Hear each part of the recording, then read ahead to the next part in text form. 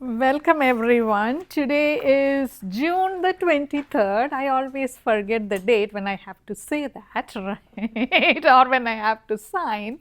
So, welcome everyone. Today is June the 23rd. We are actually building another block on our immune health conversations. We have new divas here. Thank you for coming, everyone. And we are going to explore today how your metabolic health and your immune health are not two separate systems, they are actually very closely interrelated.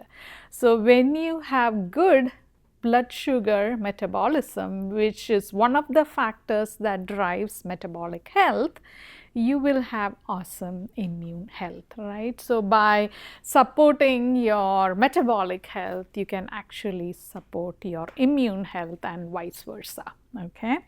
What I typically do for our new divas and dudes who may be watching watching the recording, and for those who are here, the month that I teach, I usually review the previous classes so that those who are new or those who have missed any of the classes can get up to speed so that you don't feel like you are lost. And that also helps me as your lead today to give the context, right? So, I have a couple of slides in the beginning really giving you that foundational work that we did, and then I will slowly get into blood sugar regulation, and then we will end our session today with watermelon quinoa salad. This is the only handout for today because I usually have a blood sugar regulation series that I have run before, and I honestly did not get time to rehash some of those handouts. So, watermelon quinoa salad is your treat for today, right? But I'll cover everything related to blood sugar regulation today. So, what did we start this week with? The theme of this month has been immune health because summer is the time, or I would say the whole year is the time to really protect your body, to get it primed up for the winter when our virus friends kind of get a little active and we get cold, flu and whatnot. So, and also for us cancer thrivers, having healthy immune system is very key so that we can prevent cancer recurrences, prevent or reduce the risk of cancer recurrence, to be in the right parlance. So, what did we discuss in the first week? In the first week, we looked at what is immune system. So, just like how our home, right, has walls, has windows, has doors, that door has a lock and a key, there is weather stripping, and then inside our kitchen we kind of look at everything that gets into our fridge and then ultimately into our body. Similarly, our body has a multi-layered immune system response. Our skin, our nails, our hair, the mucus lining inside, those are, if I can bring an analogy to it, those are the walls, the doors, the locks and the keys. And we also brought, I think in the last class, an analogy of how the Spurs, right, any basketball team, there is those first line defenders, right, who are there to protect the home basket. So those are that's the first layer of defense, and that first layer of defense is usually called your innate immune system, the immune system that you, me, every human being on this earth is born with. And it's that first line responders, your first it's like 911, or I don't know, you call it, they are there, kind of a analogy there. So that's the first layer of innate immune system that we have. The second layer is called your adaptive immune system. These are your white category of your white blood cells. If you look at your CBC, you will see complete blood count lab test, you will see neutrophils, you will see monocytes, you will see eosinophils, you will see basophils. So the second degree layer of defense, or the second layer of defense, is actually your T cells, your B cells. These are the cells which learn and understand those viruses, pathogens, anything that comes into your body, so that they can have weapons ready to kill them as soon as similar virus comes in. So that's when we brought in the analogy that if someone in our home gets a cold, we won't get it again, right, because we have developed immunity against it. So that adaptive immune system is the layer of immune system in our body that remembers, that learns and remembers.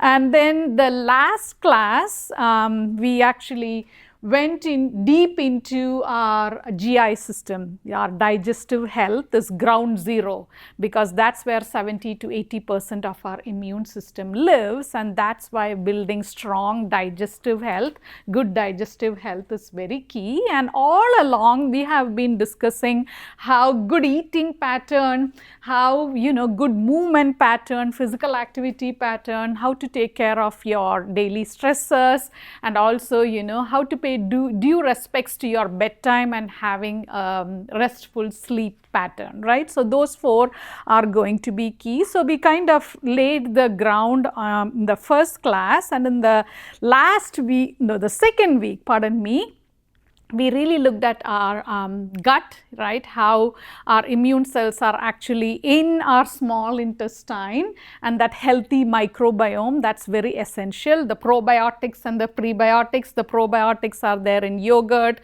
kimchi, kefir, kombucha, those fermented products, and then your prebiotics, which is actually food for that probiotics, comes from the fiber, right, your oats, beans, lentils, vegetables. And we looked at the category of vegetables, and then we really honed in that idea that a variety or a diverse fiber rich plant based eating pattern, or a plant focused, I won't say plant based, plant focused or plant forward eating pattern will really help that digestive health. And as always, it's not one and done, it's small, consistent, daily intention, attention and action that matters in those four areas. You really don't have to do a lot, but if you can do little bit every day, that's what kind of leads to that digestive health. Last week we looked at micronutrients, basically your vitamin C, vitamin D, A, E, zinc, selenium. We looked at some foods that really provide those micronutrients, B vitamins too, those are very essential. And again kind of looked at how these nutrients help in firming up your gut barrier health. And Mediterranean style eating pattern has been evidenced to help in really reinforcing your immune health. And it's always about food. There is no single supplement that's going to help your body have that strong, resilient immune system, right? So it's again prioritizing the lifestyle pillars: eating better, moving better, sleeping better, taking care of your daily stressors a little better. That's what matters. It's not even as I said, it's not worth investing hundreds of dollars in one supplement. Look at how Mother Earth has provided you food. That's where we left last week, and we have been tasting and putting together simple meals or simple foods so that you are able to nourish your immune system. So what is the layout for today? Today, my objective is to connect that metabolic health and immune health. We'll start with why it matters and understand, what is blood sugar, how does our body really maintain that homeostasis of blood sugar, and what is the connection between blood sugar and immunity. As always, I'll look into the eating pattern, how nutrition will support you. We will look at physical activity, how sleep is very foundational to metabolic health and immune health. Simple stress management. I have a 5-minute guided breathing practice here, so we will all kind of spend 5 minutes of silence maybe at the end, so that our friends who are watching after this event do not feel like a whole block of silence there. And then how can you walk away from some daily action commitments. I for some reason don't like the word plan, because it's very important for that plan to become action, and that's where commitments come into the picture, and commitments are more real. So I hope to give you some simple action commitments, so that you can see which of those commitments resonates with you, which can you implement in your real life. So a little to cover today, but I think I have kept it as simple as possible, because if something gets complicated, I don't understand it fully, and I really want you to understand. So I have kept it really simple. Stop me at any point in time, either if I talk very fast, or if you cannot understand what I am saying, feel free to stop me, ask me to repeat again, and I'll be so glad to do it. Okay, so why does blood sugar regulation matters? I just want to bring in some numbers. Around 537 million adults worldwide have blood sugar dysfunction. Their blood sugar metabolism is not in the right place, and evidence shows that people who have blood sugar dysregulation are 4 times more likely to get infection. You might want to reflect back to the time when COVID was rampant, and I know physicians left and right were paying attention to our diabetic friends, right, and helping them really get those vaccines in the first go, because of that particular number there. When your blood glucose metabolism is not in place, you are 4 times more likely to get a virus or a bacteria, because those immune cells really live in your gut, and that's where that digestive health and that immune health is so closely related. One cannot live without the other, right? So knowing that there is that deep connection between blood sugar dysregulation and immune health, what is in our power to be able to make sure that we have good blood glucose metabolism and that immune health, so that come winter we are all healthy. Even if we get a flu or a virus, we can bounce back, or we can recover very quickly. Okay, so what is blood sugar? What do you think is blood sugar? Anyone? There is no right or wrong answer. What is blood sugar? It's your insulin and the sugar, glucose, and in your blood. Yeah. Where does it come from? From your pancreas. Where does blood sugar come from? The blood glucose come from?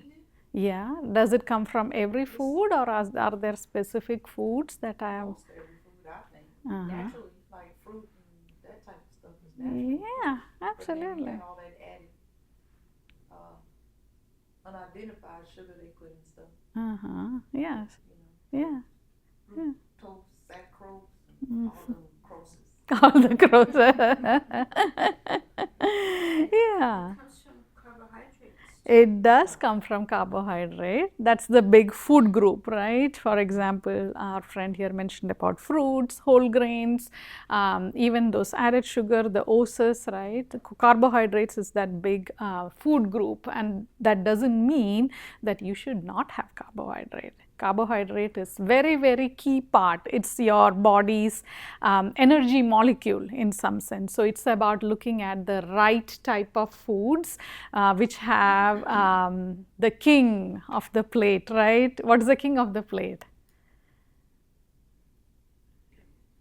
Is it let me give you some options there. I know I'm leading you to something. The king of your plate, is it vegetables, fruits, white rice? Yeah, the king of your plate is vegetables and fruits, basically fiber, right? So when you have the right amount and the right type of carbohydrates, your body is going to be in a nice homeostasis. So blood sugar, let's understand a little bit about what blood sugar is. Blood sugar is nothing but blood glucose, and blood glucose is your body's primary, it's the main energy source, and once you eat, the carbohydrate kind of breaks down. I have the next slide is about the mechanism. The food that you eat gets broken down and the glucose actually enters your cell through the bloodstream, right? So that's your blood glucose. And one of our divas here mentioned about insulin. Insulin is that hormone that actually helps the glucose in your bloodstream get into the cell. So that's like the lock and key mechanism in your door, right? So glucose comes and hits the cell wall saying that, hey, I have some glucose for you. The insulin is the one that opens the door of the cell and allows the glucose to get into the cell. So insulin, which is secreted by your pancreas, plays that key role to get the glucose into your cells, and that balance between, high, and we don't need too low blood glucose, nor do we need high blood glucose. Our organs do need glucose, so that insulin helps in that regulation, and dysregulation obviously leads to, you would have heard the term insulin resistance, inflammation, and of course, weak immune system. Insulin resistance and insulin sensitivity are two different concepts. Insulin resistance is, when there is insulin in your body, but when the glucose is knocking the door of the cell is not able to hear that knock. That is insulin resistance. Insulin sensitivity or low insulin sensitivity is when, there is less insulin produced in your body. So there are two different things there, and both play a role, but for most of us it's usually insulin resistance because there is insulin in our body.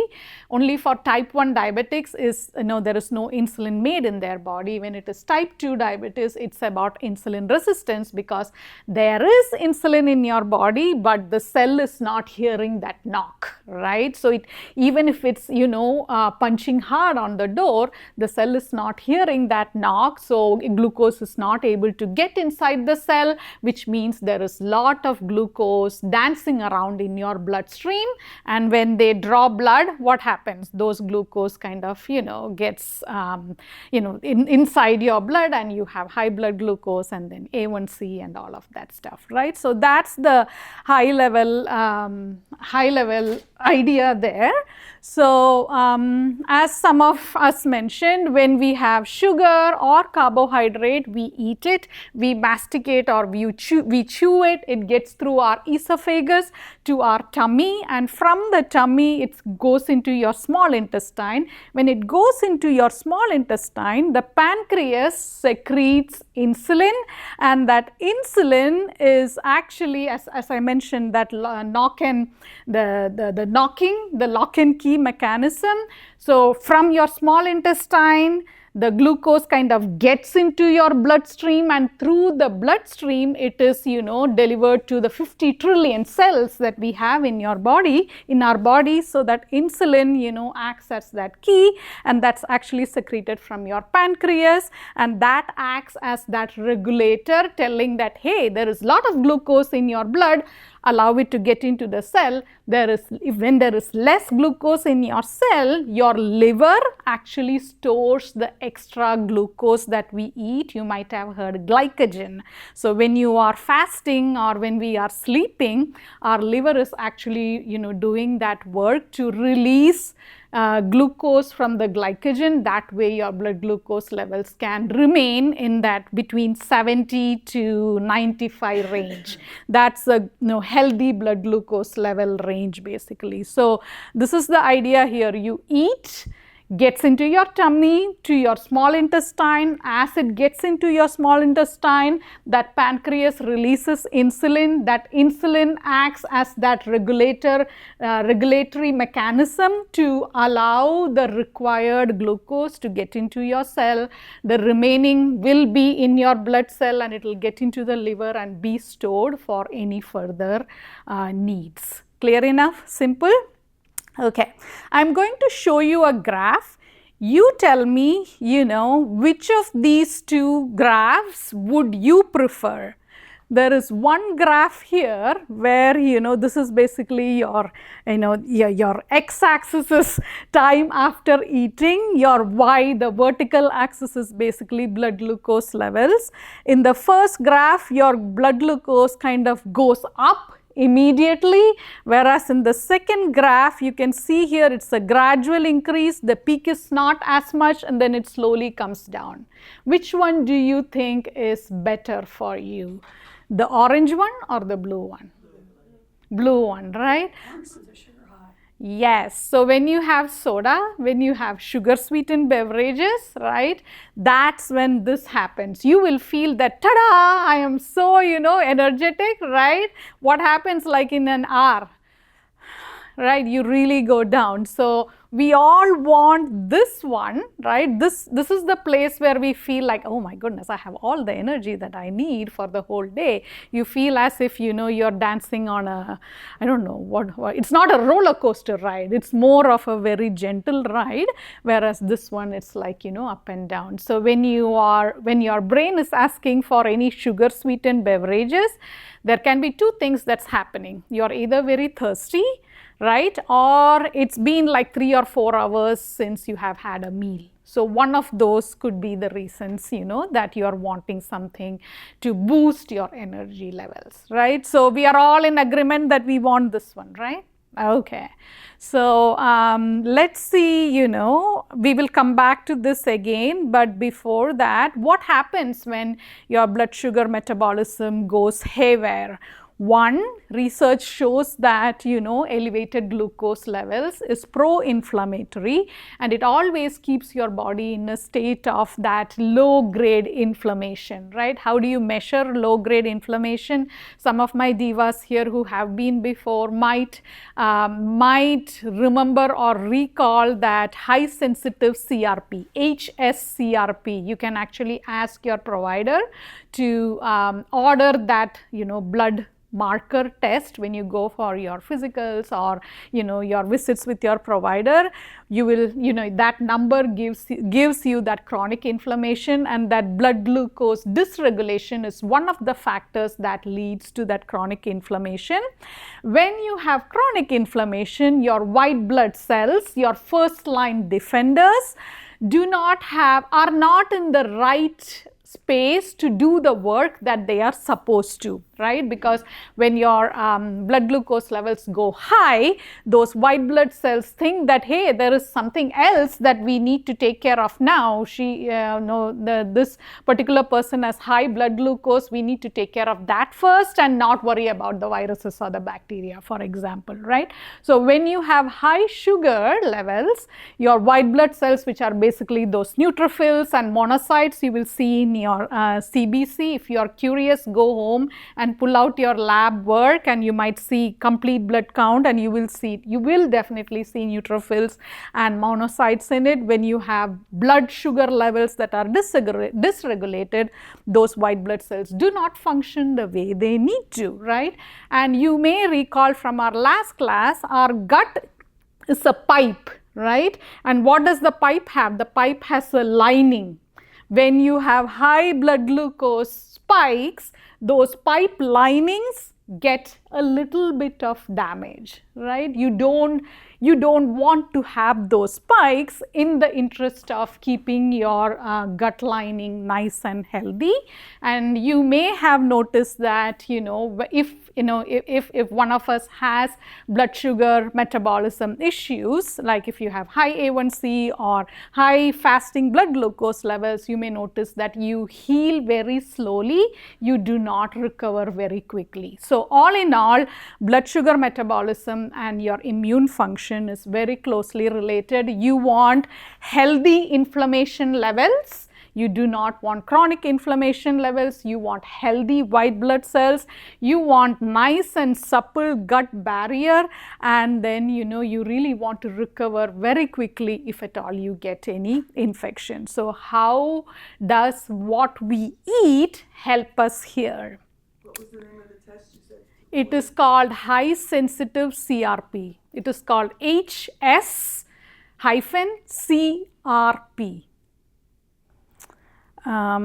Less than 3 is optimal. Anything greater than 10 needs to be, resolved in some way. So it's an indicator of chronic inflammation in your body. High sensitive. CRP. A provider will know. It's called C-reactive protein. But high sensitivity brings in that chronic inflammation into the picture. And it's a protein that is made by your liver in some way. So how does nutrition help in maintaining our blood glucose levels? Do we just have a toast and say, I'm good for the day? All right. Do we just grab a small fries and say that I'm good for my lunch? No.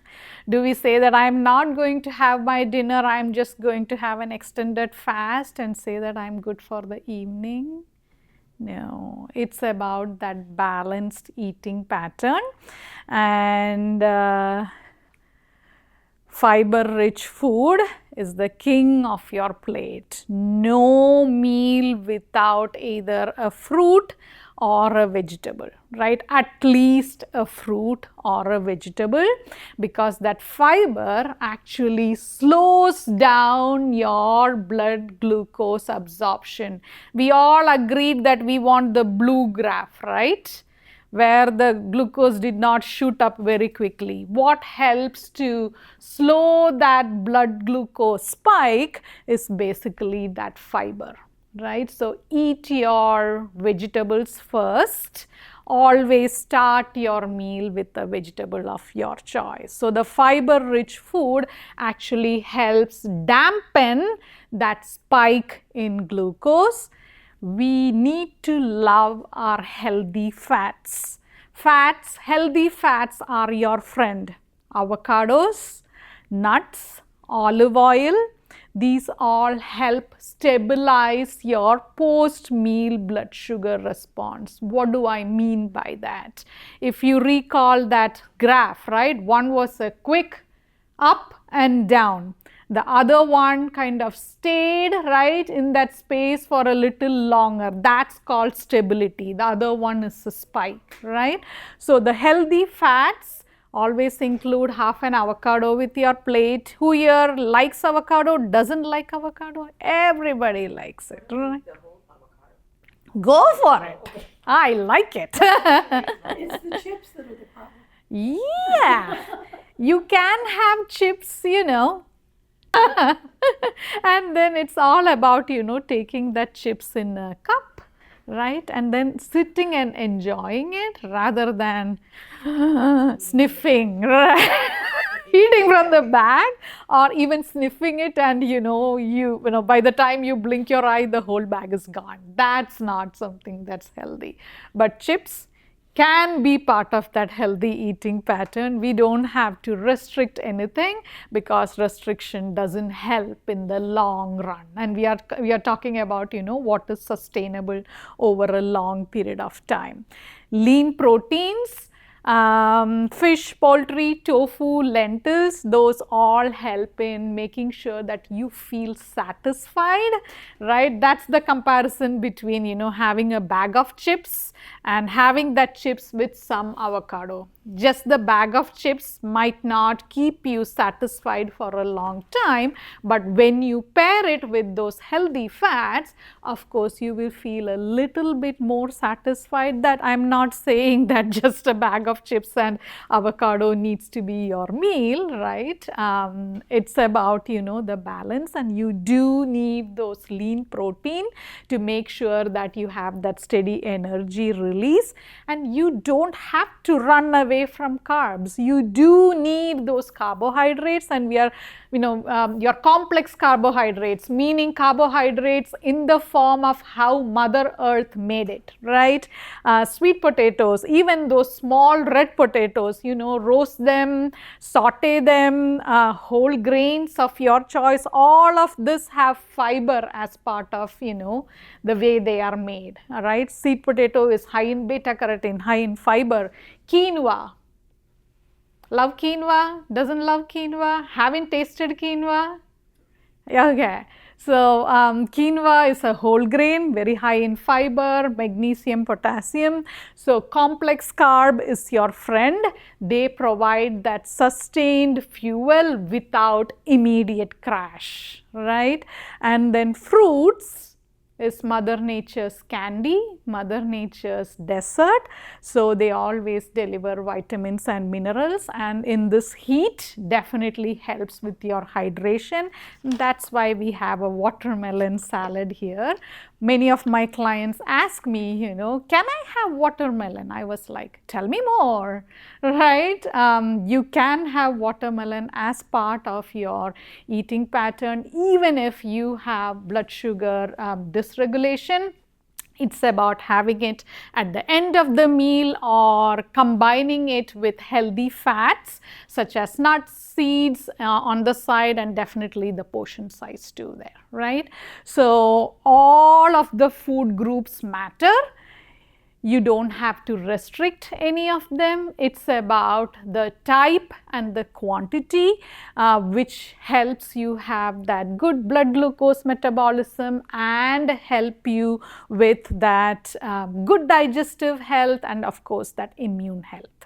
Okay. Any clarifications here? Any other thoughts that any of you have before I move? Okay. So, taking forward that idea of micronutrients, these are the key micronutrients for health, for immune support. Vitamin C, again, you don't have to pop in supplements. Mother Nature has provided lots of, fruits and vegetables that are high in vitamin C. Vitamin D, sunlight is one of the sources for initiating that vitamin D. If you like salmon or any type of fish, that's also high in vitamin D, and vitamin D actually helps that the adaptive immune system, which is your learn and remember immune system cells, to actually get activated.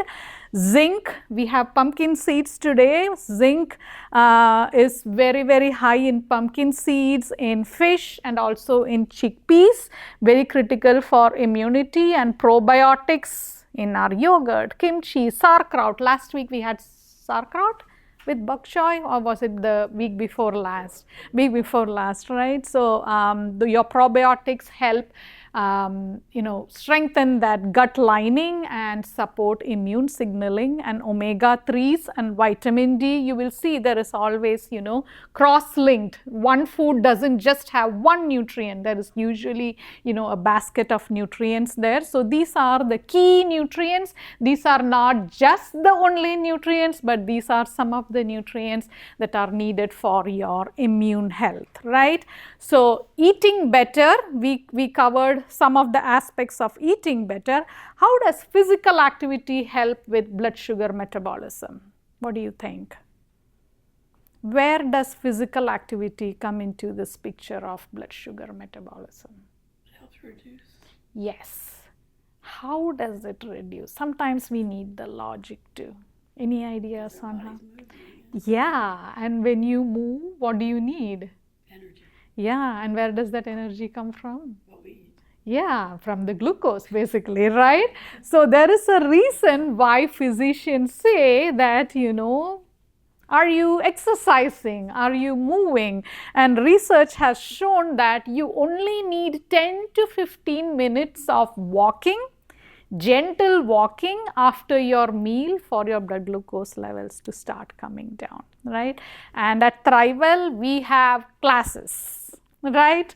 So go for any of the classes. You can be inside. You don't have to find the excuse of, oh, it's very hot outside. More, we have AC inside the classes. So go for, choose one of the classes that you like to, Tai Chi, Pilates. Rosie, what all classes we have? Chair yoga, right? Salsa fit, aqua fit. Yeah, choose a class that you will enjoy and go for the classes. And if going for classes is not something that you can do, walk inside the room or march in place. All of that will help to regulate your blood glucose levels. Your muscles are major glucose eaters, your muscle cells, right? So go for the resistance classes, build your muscle mass or maintain your muscle mass so that your muscles can eat the glucose and not cause that blood glucose spikes. Research has shown that after any aerobic exercise, the insulin sensitivity in your body is high for around 48 hours. So if you go for aquafit on Saturdays, that's when we usually have, right, Rosie, right? Yeah, so aquafit classes are usually on Saturdays. So if you go for an aquafit class, till Tuesday or Wednesday, your insulin sensitivity is high. You don't have to go for every class, but you can choose the class that you want to go to. And consistency actually matters over intensity. What is something small? Are you able to do that regular, moderate physical activity rather than pushing yourself? That's what helps with blood glucose control. It's small things. Your body doesn't need, a shock or a high intensity exercise to help with glucose sensitivity. That moderate physical activity really helps. More numbers if you want. After a moderate exercise, your immune cell activity actually increases 300% per research. We all want, top, immune health, right? We don't want to get sick. So just 15 minutes of moderate exercise actually improves your immune levels. Research has shown that there is 40 to 50% reduction in any upper respiratory infections. And if at all you fall sick, you will recover faster. So include that, commit to small physical activity every day. The next pillar that I want to cover is sleep. How many hours did you sleep yesterday? Let's go around the table. I'll start with me. I slept for 6.5 hours. 8. How about you, Miss Gail? 6, 8. 7. Carlita? I don't sleep much. Uh-huh. Probably, I don't know, maybe 3 or 4 hours. 3, 4 hours? Okay. 8. 4. Hey, y'all sleep a day away. 6. I wish I could. 7. 6. I go to bed about 8:30, get up at 5:30, but I usually wake up, go to the bathroom. So Takes a while to go to sleep. Okay. I'd say 8 hours. 8 hours. Okay. 8 hours in bed, but the quality of sleep is something that you're curious about, huh? Okay. So that sleep is very, very, very important. One night of poor sleep is evidence to reduce your insulin sensitivity by 25%. And I don't know about you. If I don't sleep well at night, I can reflect back to one of the recent nights when we decided to talk at home, and then time kind of went out of the window. So a late night sleep actually dysregulates your appetite and satiety hormones. If you do not get good sleep, sometimes candies, cakes, cookies, a soda, all of that kind of feels much more comforting. The comfort foods, right, feel much more comforting because that satiety and hunger hormones are not balanced, right? And then when you have not gotten enough sleep, your cortisol levels in the morning is usually high, and that cortisol levels is your stress hormone, and when your stress levels are high, the fight or flight response, blood glucose, right? If you see a snake, what you need to do, you need to run away, right? And that running away it's actually stimulated by your cortisol. So if you have not slept well, your cortisol levels will be high, which will again lead to, that higher fasting blood glucose. What is the optimal duration? Anywhere between 7 to 9 hours. So I definitely have opportunity to improve. I think all of us can be curious on, the amount of sleep we get, the quality of sleep we get, which is all very closely related to how we feel here, how we are actually nourishing our immune system, and how we are actually regulating our blood glucose levels, right? So sleep and immune defense, some more.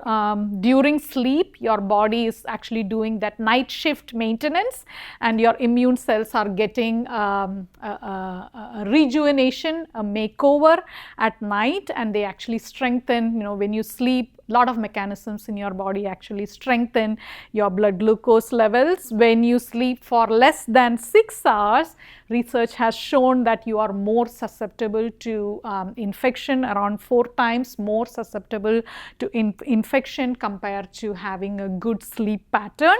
And then your recovery also suffers when your sleep suffers, right? So honor your bedtime, honor your rest and relax needs. For example, I say no to any evening socialization or networking or anything like that because it's a conscious choice.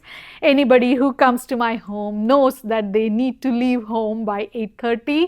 So there are some, some parameters that you set for yourself so that you can get the sleep that your body needs to rest, recover, so that your immune system is in top shape and your blood glucose regulation is in good shape, right? Stress and blood glucose regulation is also very closely related. When you're stressed, your cortisol level goes up and your blood glucose levels will be, up and down because your body is trying to protect you. As I mentioned, that comfort food sometimes calls your name when your stress levels are high, and sometimes you will find yourself going in that vicious cycle. At the end, after I say thank you, I want to play a 5-minute guided breathing practice. We do have guided meditation classes, so feel free to explore those classes so that you are able to take care of your self-care needs and take care of your stressors, right? Managing stress for immunity, what does it mean? Having mindful breathing 5 minutes per day, even less than that, right? We sometimes forget that breathing is very involuntary. Just concentrating on our in-breath and our out-breath helps us calm down. Meditation, not a lot, 10 to 20 minutes a day. Connecting with your friends and family, having that strong social bond is also known to improve your stress levels. And just going out and walking, that nature, sunlight really helps in keeping your blood glucose levels and your stress levels in a nice place. So what does your daily action commitment look like? Morning, wake up, and then either if you want to do a 5-minute guided breathing practice, do that. Have a protein rich breakfast in the morning. Eggs, I have a small, I think that after this there is a guide, there is some ideas in there. Start your morning with a protein rich breakfast, take a 10-minute walk so that your blood glucose levels get regulated. You can have this 5 minute of deep breathing either before or after.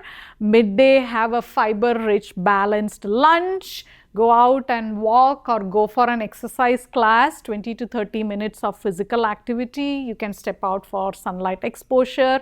Evening, choose whole foods based dinner, practice gratitude, say thanks to a wonderful day and practice gratitude, and then wind down time. How many of us get stuck to this big screen, medium screen or small screen?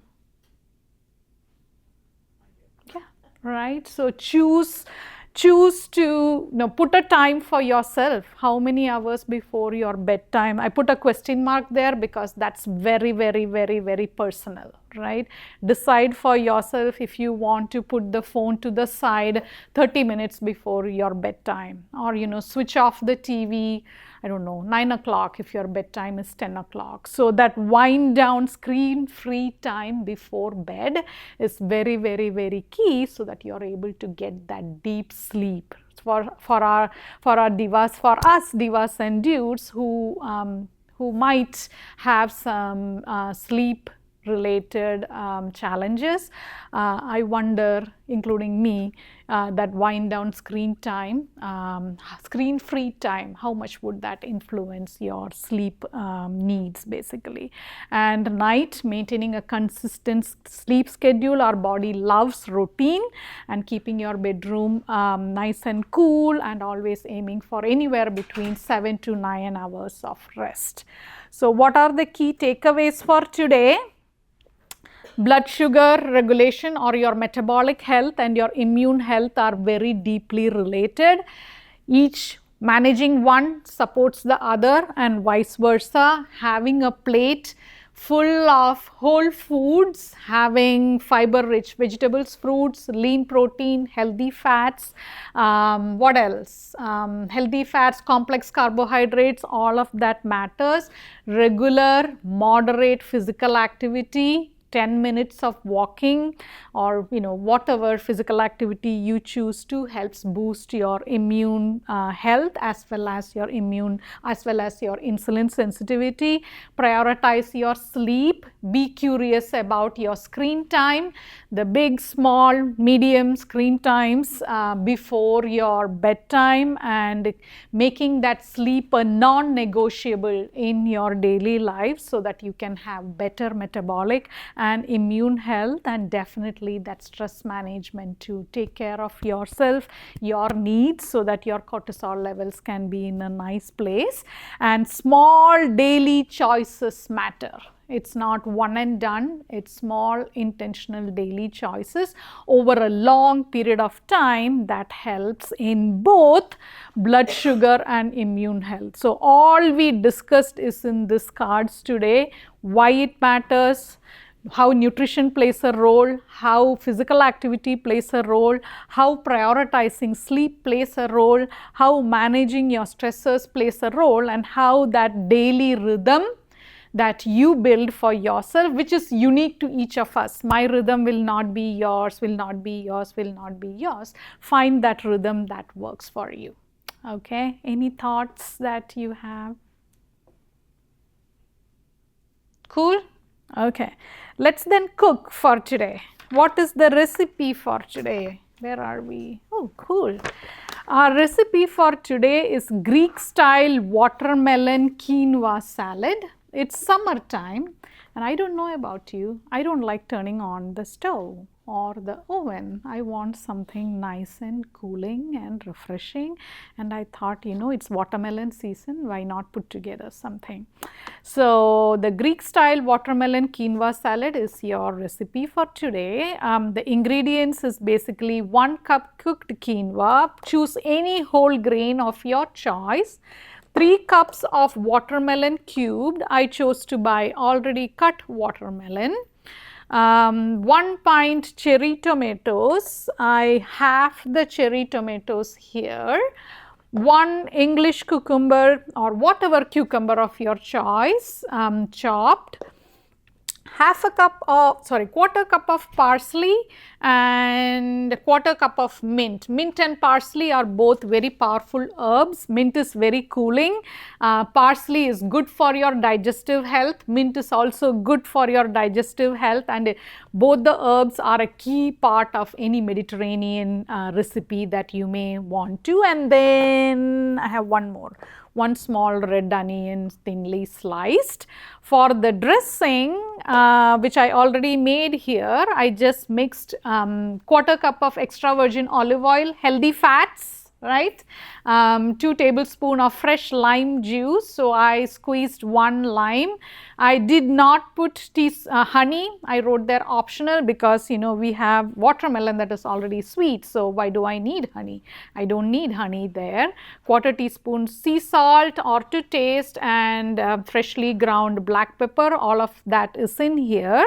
So all I need, and it's all I just put it all together, gave it a nice mix. And then all I need to do is mix all of them together. Quinoa is high in fiber. 1 cup of quinoa gives you 8 grams of protein, magnesium, potassium, 5 grams of fiber, which is very, very important for your digestive health. I'm going to put in the onions, cucumber,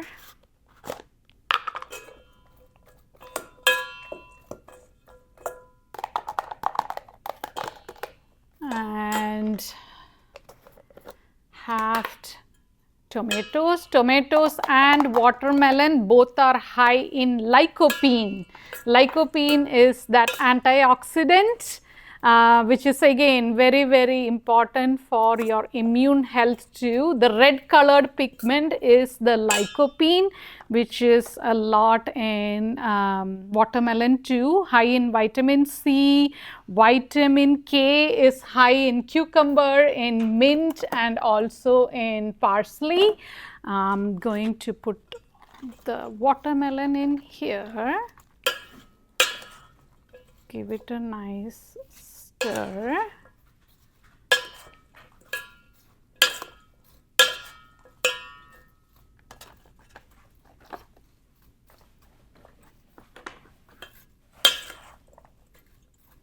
And then finally the dressing on top.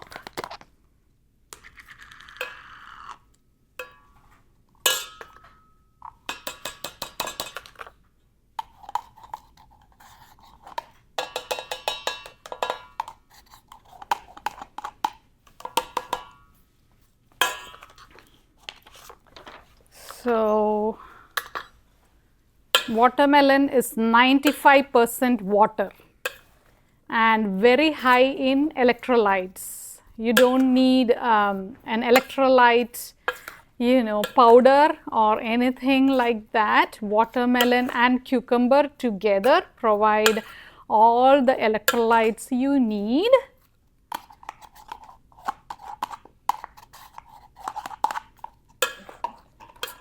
And that's your watermelon salad. You can have it as a side dish. And thank you for coming today. And the parsley and mint, what do you It's all in there. Oh, it's I already put it in all there in the inside the